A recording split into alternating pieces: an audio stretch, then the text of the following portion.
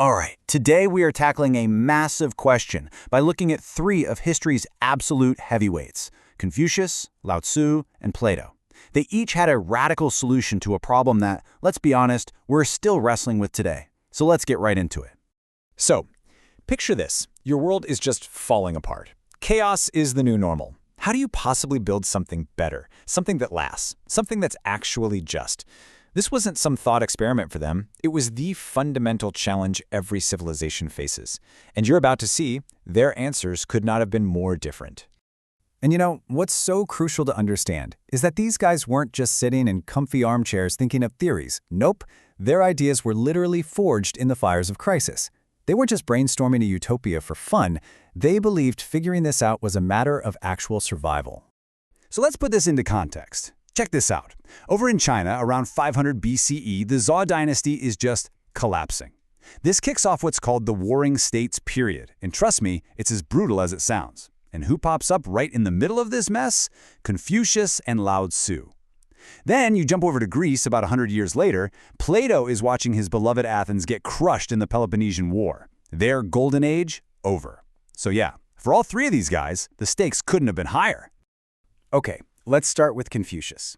He takes one look at all this chaos and says, all right, the problem isn't the government, it's us. His big idea was that we don't need to tear everything down and start over. We need to perfect human society itself from the ground up. And at the heart of his whole philosophy is this one really important concept, Li. Now you can think of Li as the ultimate social software. It goes way beyond just please and thank you. It's the whole system, all the rituals, the customs, the proper way to act in every single relationship you have. For Confucius, if everyone just ran this software correctly, society would run perfectly. So here's the key takeaway. For Confucius, order has to come from the inside out. It all starts with you knowing your role. Are you a ruler, a parent, a farmer? It doesn't matter. Your job is to nail that role with respect, loyalty, and a sense of responsibility. And this creates this amazing ripple effect, right? A good family creates a good neighborhood, which creates a good state. The entire social structure stabilizes itself from the ground up. And the ruler, their job isn't to rule with an iron fist. It's to be the #1 moral example for everybody else.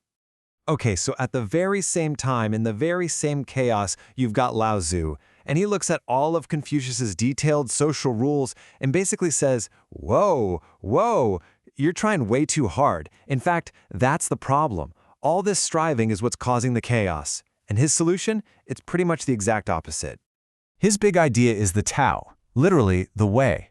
And unlike Confucius's man-made rulebook, the Tao is, well, it's the natural, effortless flow of everything. Think of it like a river. It has a current. The goal isn't to build a dam or try to redirect it. It's just to get in your boat and flow with it. You don't fix society, you just get out of its way and let it find its natural course. So the whole Taoist path is about radical simplicity. Lao Tzu believed all our plans, our laws, our ambitions, they're just getting in the way. They create conflict. Real harmony, that comes from letting go. So the best leader, in his view, is one who does almost nothing. They govern so quietly and so little that people don't even realize they're there. Society just balances itself. And this is where you see the huge split, right? Confucius is trying to be an engineer. He wants to build the perfect social machine with rules and roles. Lao Tzu says, stop trying to build a machine. The universe is a river, not a machine. It's the ultimate clash. Actively fix society or passively let it find its own way.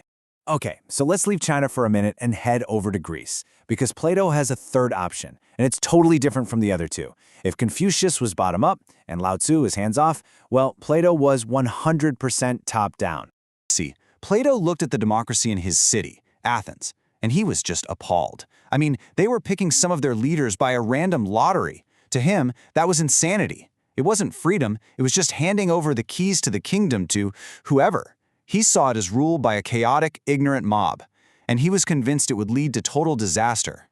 And he had this great analogy for it. He basically said, look, if you were on a ship in the middle of a raging storm, would you just pick some random passenger to steer? No way.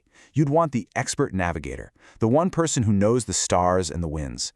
And for Plato, running a country, steering the ship of state, is exactly the same. It's a skill. It requires an expert. And this leads to his big, famous, and honestly pretty radical conclusion. He said the only way society will ever be stable and just is if we give absolute power to the wisest people around. As he put it, our problems will never stop until philosophers are kings, or the kings we have now actually start thinking like philosophers. So who is this philosopher king he's talking about? It's not about being born or royal or being rich. Not at all. Plato's ideal ruler is chosen for one reason and one reason only. They are the smartest and most moral person for the job. They don't even want the power, really. They rule because it's their duty. And they shape everything from the top down, using nothing but pure reason. So there you have it. 3 geniuses, 3 totally different roadmaps, but all trying to get to the same destination, a society that's peaceful, orderly, and just. Let's break this down one last time. For Confucius, the source of order is social rituals. For Lao Tzu, it's the natural flow of the Tao. And for Plato, it's the wise ruler at the top.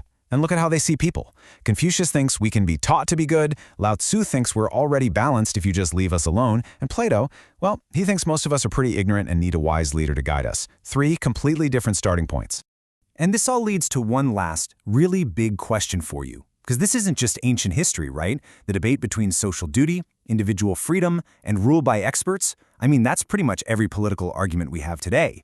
So the question is, when you look at our world, which of these ancient voices do you hear the loudest?